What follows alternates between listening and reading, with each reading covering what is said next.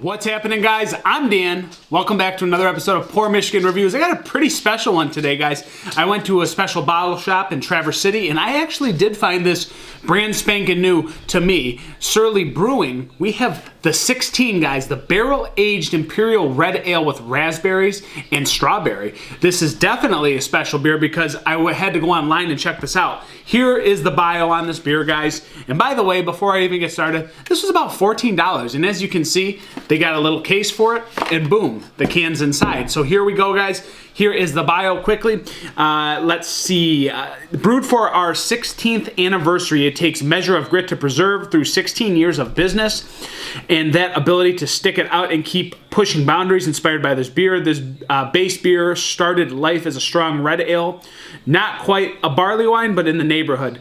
Then it laid down in a variety of barrels, including Parker's Heritage Wheat Whiskey barrels, Elijah Craig 12-year bourbon barrels, and a handful of Ruby Port casks to add a top note of complexity. Once the beer matured, we blended it with fresh strawberry and raspberry puree to add fruitiness and necessary brightness to this malty mosaic of flavors. So, guys, that is the bio. This thing was canned on 7/28/22. Well, today's October 8th, time of recording, but you know what? It's 12.5%. It's barrel aged. It's a beast.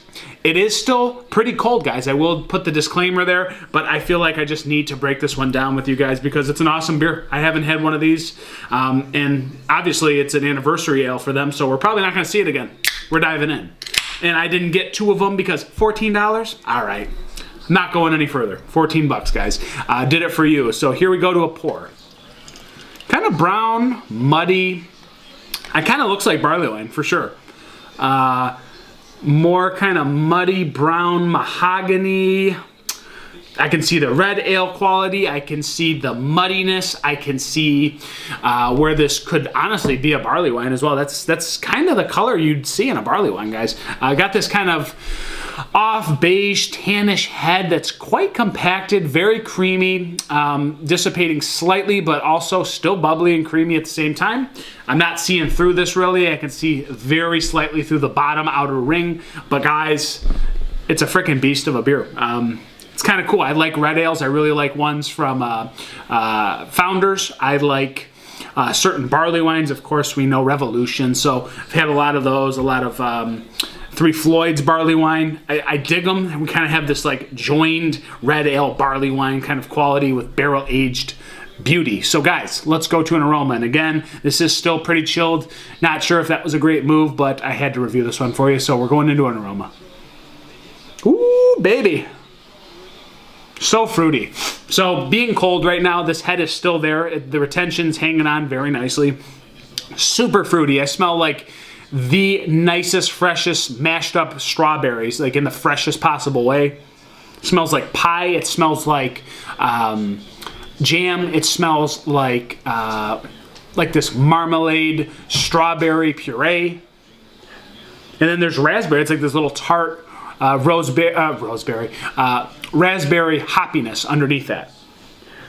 But really, I'm not getting the barrel. I'm not getting any other quality, just this big fruity note popping from those two fruits, guys. And I'm just going to dive in. It's going to be 16 from Surly. Let's check it out. Cheers. Ooh. Wow. Fantastic. Yeah, off the first note, guys, this is something I should let warm up off the first sip because the fruitiness is pungent. It's punching through very nicely. The raspberries and strawberries are both mashed up simultaneously. I wouldn't say one sticks out more than the other. It seems like raspberry tries to fight through on the back end. It's got this nice little like tartness that pops through, but that front end's very much berry and strawberry forward. In the middle, you have this nice kind of malty rye bread kind of complex. It's got that soft, creamy mouthfeel, but at the same time, it's slightly hoppy. It's slightly doughy. A little bit of like peppercorn underneath. It's got a little bit of that oaky, woody barrel, but it's so subtle. Like the fruitiness complements it so well that 12%, 12.5%, guys, hardly even noticeable, especially chilled. I would like to let this warm up because I do think the barrel is not punching through as much as maybe it could be on this beer. But fantastic first couple sips.